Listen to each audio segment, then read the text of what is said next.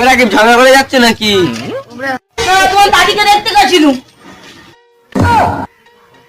রাকিব এখানে শোনো, কি হয়েছে বলো?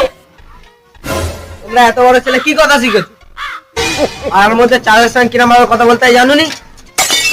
আর মধ্যে চাচাদের একটু সম্মান দেওয়ার চেষ্টা করো। তোমাদের জন্য অন্য পাড়ায় মাথা তুলতে পারিনি। আমার জন্য তুমি কোথায় কি শুনেছো?